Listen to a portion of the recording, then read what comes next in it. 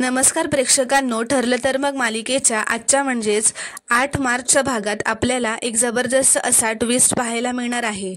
पण त्याआधी जर तुम्ही माझ्या चॅनलवर नवीन असाल तर चॅनलला प्लीज सबस्क्राईब करा. तर प्रेक्षकांनो, आता आपण पाहतो की जानकी ही सायलीला भेटायला आलेली असते. ती कोर्टाबाहेरच सायलीला भेटते. ती येतात सायली म्हणते, जानकी तू इथे कशी? तर जानकी म्हणते, अगं मी तुलाच भेटायला आले.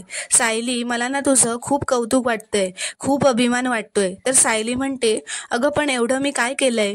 तर जानकी म्हणते, काय केलंयस? अगं अर्जुन भाऊंजींपासून कितीतरी दिवस लांब राहिलीस, त्यांचा साधा चेहराही नाही बघितलास, तरी पण हरली नाहीस, खचली नाहीस, स्ट्रॉंग राहिलीस आणि त्यांच्याशीच पुन्हा लग्न करण्याचा निर्धार केलास आणि तो पारही पाडलास. अगं कौतुक नाही करू तर काय करू? खूप अभिमान वाटतोय मला तुझा. तर आता सायली म्हणते, अगं अभिमान तर मला तुझा वाटतोय. तुझा आणि ऋषिकेश भाऊजींचा केवढा अपमान झाला होता तुमच्या घरी, पण तू तुझ्या गुणांच्या जोरावर तो मान पुन्हा मिळवलायस आणि आता तर तुझा गृहप्रवेश किती मानाने झालाय. तर सायली म्हणते, लाजतेस काय ग? ऋषिकेश भाऊजींनी तुला उचलून घेतलं होतं ते आठवलं का तुला? तर जानकी हसतच म्हणते, नाही ग, आनंद झालाय मला फार. ती म्हणते, माझ्या लढाईत माझ्या हक्काचं घर मला पुन्हा मिळालं. ती म्हणते, खरंच ग, आपल्या दोघींच्या लढाईत ना सत्याचाच विजय झालाय बघ, म्हणून मला खूप आनंद होतोय. सायली म्हणत असते, आपल्या माणसांची साथ असली ना की सगळं शक्य होत असतं अगं. आता माझ्या लग्नाचंच बघ ना, तुझ्यासारख्या माझ्या कितीतरी मैत्रिणींनी मला खूप मदत केली. जानकी म्हणते, आपण बायकांनी ठरवलं ना तर अख्खं जग जिंकू शकतो. स्त्रीमध्ये एक वेगळीच शक्ती असते. ती म्हणते, आणि सगळ्यात मोठी शक्ती आपल्या पाठीशी आहे, ती म्हणजे देवी आईची. तर ती देवी आईची मूर्ती काढून सायलीच्या हातात देत म्हणते, ती शक्ती म्हणजे आपली देवी आई. सायली म्हणते, देवी आईच्याच आशीर्वादाने मला माझा संसार, माझं सासर परत मिळालं. तर जानकी म्हणते, आणि आता देवी आईच्याच आशीर्वादाने तुला तुझ्या सासरच्यांचं मन जिंकता येईल. मधुभाऊ निर्दोष सुटतील, या कोर्टाची पावलं तुला पुन्हा चढायला लागणार नाहीत. देवी आई सदैव तुला आशेचा किरण देईल. असं म्हणून आता ती निघून जाते. तर आता इथे दुसरीकडे कोर्टात 15 मिनिटाच्या विश्रांतीनंतर पुन्हा जज साहेब कोर्टाचं कामकाज चालू करायला येतात. तर आता अर्जुन म्हणतो, मला साक्षी शिखरे यांना पुन्हा एकदा विटनेस बॉक्समध्ये बोलावण्याची परवानगी हवी आहे. तर आता साक्षी म्हणते की हे साक्ष देताना म्हणते की हे सगळं करून हे आरोप सिद्ध कधीच होणार नाहीत, कारण माझा भाऊ खरा होता, त्याचा मृत्यू खरा होता, ते सगळे कागदपत्र खरे होते. हा खोटारडेपणा करून माझ्या भावनांशी खेळायचा प्रयत्न करतायत हे अर्जुन सुभेदार, असं ती अर्जुनकडे बघतच व रागातच म्हणत असते. पण तुम्ही हा विचार नाही करत आहात की त्याला अग्नी देताना माझी काय अवस्था झाली असेल. तर सायली कुसुमच्या कानात हळूच म्हणत असते की ही किती घाबरली आहे हे तिच्या चेहऱ्यावरूनच स्पष्ट दिसतंय. तिला कळलंय आता की तिचा खोटेपणा कळणार आहे, तिचा शेवट जवळ आलाय. सायली म्हणते, खरी मजा तर पुढे आहे, तू फक्त बघत राहा कुसुमताई. तर आता अर्जुन पुन्हा एकदा तिला शांतपणे विचारतो, साक्षी पुन्हा एकदा क्लेम करा की ते पेपर्स खरे आहेत का? तर ती खूपच रागात हातपाय आपटत म्हणते की हो, ते पेपर्स खरे आहेत, ती सगळी इन्फॉर्मेशन खरी आहे. आता तुमची नाटकं बंद करा आणि मला इथून जाऊ द्या. तर अर्जुन शांतपणे तिच्याकडे बघतच म्हणतो, 10 मिनिटं, ओन्ली 10 मिनिट्स, त्यानंतर तुम्हाला जिथे जायचंय ना तिथे मी पोचवेनच.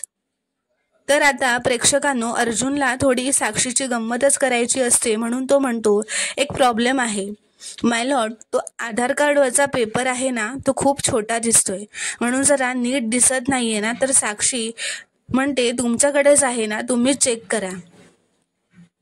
तर तो म्हणतो, राईट. असं म्हणत तो चैतन्याला ती अथर्व विचारेची मोठी फोटोची फ्रेम आणायला सांगतो. तर आता अर्जुन तो फोटो ओपन करतो. अर्जुन तो फोटो हातात घेऊन सगळ्यांना दाखवतो. खूप मोठी अशी अर्जुन विचारेच्या फोटोची ती फ्रेम असते. तर आता साक्षी म्हणते, तुम्ही माझ्या जखमेवर मीठ चोळण्याचा प्रयत्न करताय. हो, हाच आहे माझा भाऊ अथर्व विचारे. तर अर्जुन तिला म्हणतो, तुम्ही घाई करू नका, नीट बघा हा फोटो. तर अर्जुन तिला म्हणतो, सिटी हॉस्पिटलमध्ये होता तो हाच अथर्व विचारे तुमचा भाऊ आहे का? तर आता साक्षी जोरातच हात आपटत म्हणते, हो हो हो, हाच माझा सावत्र भाऊ अथर्व विचारे आहे. तर आता ती तिचं नाटक चालू करत म्हणते की किती भोळा चेहरा आहे माझ्या भावाचा, त्याचे डोळे, हनुवटी बघा कशी माझ्यासारखीच आहे. अहो सुभेदार, माझा भाऊ या जगात नाही याची जाणीव करू नका देऊ मला, असं ती रडतच नाटक करत म्हणत असते. मला आता हे सहन होत नाहीये. तर महिपत उगाचच मध्ये मध्ये ओरडत असतो की माझी पोरगी रडते बघा ओ जज साहेब, माझी पोरगी एकटी पडलीये, काहीतरी करा पवार. तर पवार त्याला म्हणतो, अहो तुम्ही शांत बसाव जरा. तर आता महिपत मनातच म्हणतो, कसा शांत राहू, साक्षीपेक्षा वरतान ड्रामा करायला पाहिजे आता मला. तर आता अर्जुन म्हणतो, मला खूप वाईट वाटतंय की माझ्यामुळे तुम्हाला एवढा त्रास झाला, असं तो साक्षीला म्हणतो. तुमचं दुःख बघून खूप वाईट वाटतंय, तुमचं दुःख निघून जावं आणि तुमच्या चेहऱ्यावर स्माईल यावं असं मला मनापासून वाटतंय, आणि त्यासाठी माझ्याकडे फॅन्टॅस्टिक अशी आयडिया आहे. तो बघितला ना की तुम्ही आनंदाने नाचू लागाल, असं तो अर्जुन साक्षीला म्हणतो. आता अर्जुन जज साहेबांकडून परवानगी मागतो की मला कोर्टात एका साक्षीदाराला बोलावण्याची परवानगी हवी आहे. तर आता अर्जुन जोरातच ओरडत म्हणतो, या तुम्ही. तर आता एका व्यक्तीची कोर्टात एंट्री होत असते. सगळ्यांचे डोळे त्या व्यक्तीकडेच असतात. साक्षी ही खूप घाबरलेली असते व बघत असते की अशी कोण व्यक्ती आली आहे. तर आता अर्जुन जोरातच माय लॉर्ड, आता कोर्टात उभा आहे प्रत्यक्ष अथर्व विचारे हा व्यक्ती. अथर्व विचारे असा असतो असं जोरातच म्हणतो. तो त्याचा मास्क, टोपी काढतो तेव्हा त्याचा चेहरा बघून साक्षी पूर्णपणे हादरून जाते. महिपत व इतर लोकही खूपच चकित होतात व धक्का त्यांना बसलेला असतो. तर आता साक्षीला कळतच नसतं हा इथे कसं काय. तर अर्जुन म्हणतो, हा भूत नाहीये, स्मशानात ज्याला तुम्ही जाळलं होतं तो तुमचा भाऊच तुमच्या समोर आहे. तर आता साक्षी म्हणते, नाही, हा अथर्व विचारे नाहीये, हे शक्यच होऊ शकत नाही. अर्जुन म्हणतो, तुमच्यासारखाच दिसतोय हा, फोटोतला भोळा चेहरा बघा, डोळे बघा सेम आहेत, हनुवटी पण सेम आहे. कमाल करताय तुम्हीच आता कन्फर्म केलं ना की फोटोमधला हा माणूस तुमचा भाऊ आहे.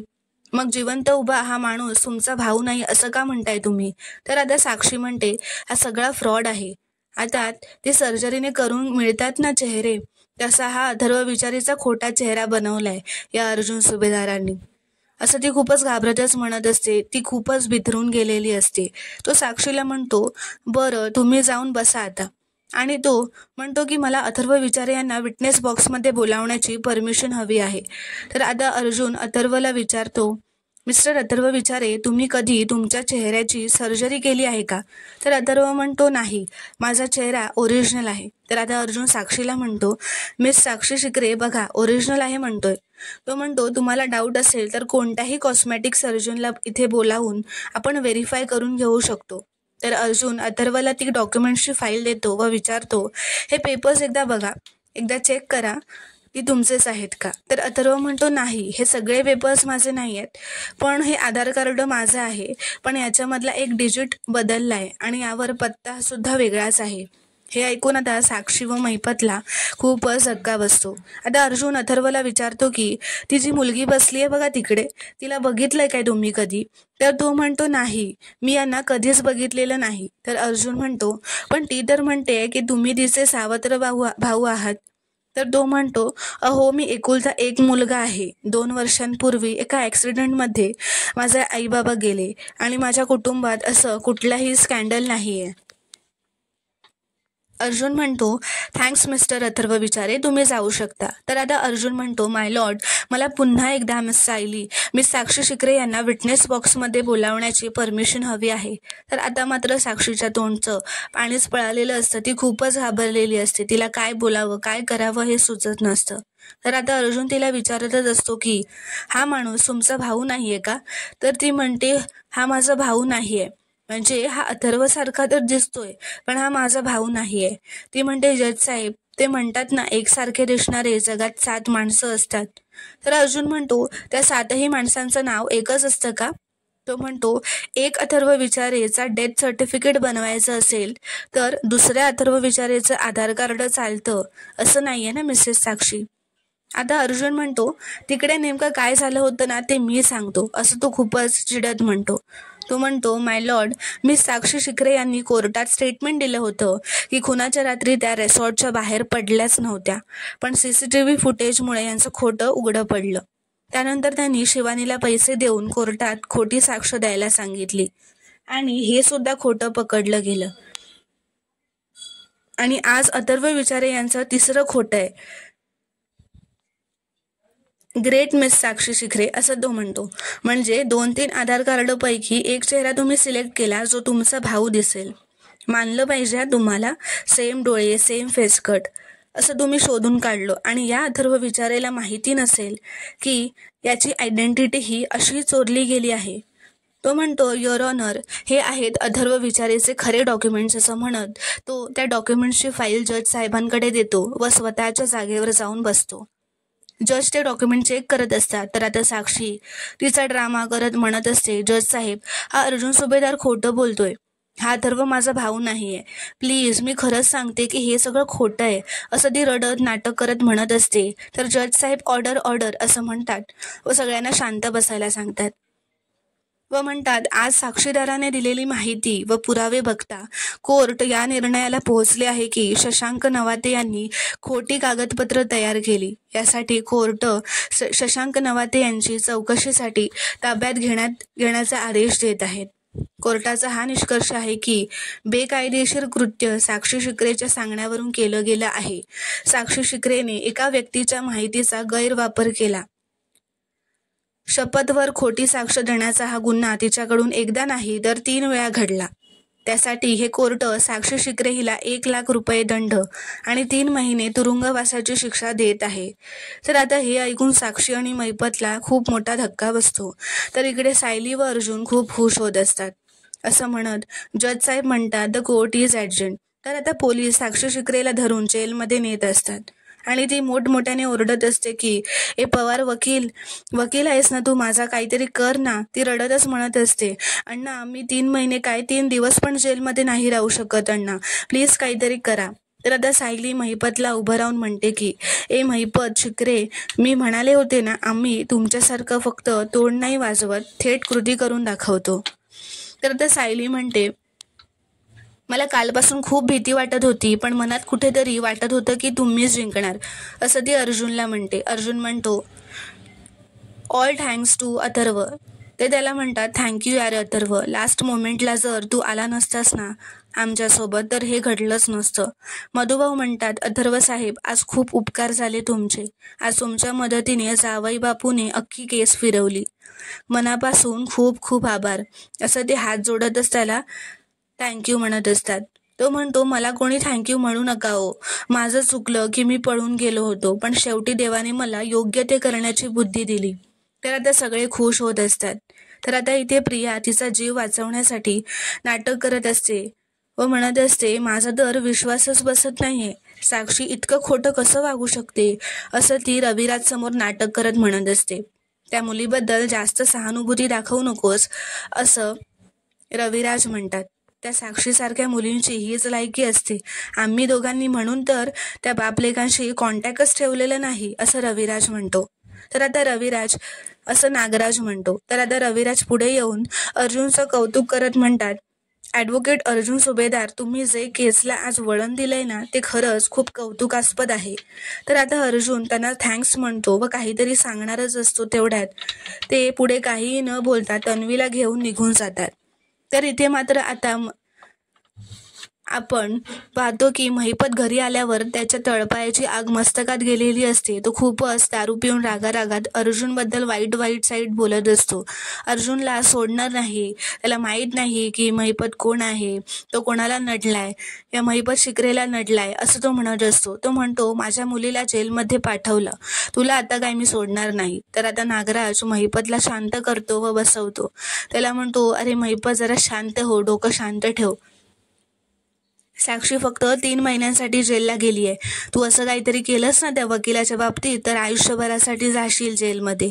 प्रिया म्हणत असते, अर्जुन कसा साक्षीला अडकवणार नाही याचा विचार करायला हवा आता महिपत साहेब. तर महिपत म्हणतो, आता मी असा घाव घालणार ना की विलासची केस तिथल्या तिथे संपणार. नागराज विचारतो, असं कसं करता येणार आहे. तर आता महिपत एक वही घेतो व त्यावर हे लिहितो की मी मधुकर पाटील, माझ्यावर विलासच्या खुनाचा आरोप आहे, तो मला मान्य आहे. मीच गोळी घालून त्याला ठार मारलं आहे आणि त्याचा आरोप साक्षी शिकरेवर ठेवला, त्यामुळे तिला जेल झाली. म्हणून माझं मन मला खात आहे, म्हणून मी आत्महत्या करत आहे, असं तो एका पेपरवर लिहितो. तर आता सायली, अर्जुन व चैतन्य खूपच खुश होत असतात व खूप आनंदी असतात. कोर्टाबाहेर येतात आनंदी होत व म्हणत असतात आधी आपण घरी जाऊया, कारण सायली म्हणत असते की आपण आधी घरी जाऊयात, कारण घरी आई बाबा खूपच काळजी करत होते कालपासून. तुम्ही आला नव्हतात ना घरी, रात्रीपासून आईंना तर खूपच काळजी वाटत होती, असं सायली म्हणते. तर अर्जुन म्हणतो, मम्मा माझ्यासाठी काळजी करत होती, मम्मा माझ्यासाठी एवढी टेन्शनमध्ये होती का? तर असं म्हणत त्याच्या चेहऱ्यावर एक स्माईल येतं, असं तो सायलीला विचारत असतो. तर प्रेक्षकांनो, आता पुढील भागात काय घडणार आहे हे पाहणं खूपच इंटरेस्टिंग ठरणार आहे. व्हिडिओ पूर्ण बघितल्याबद्दल धन्यवाद.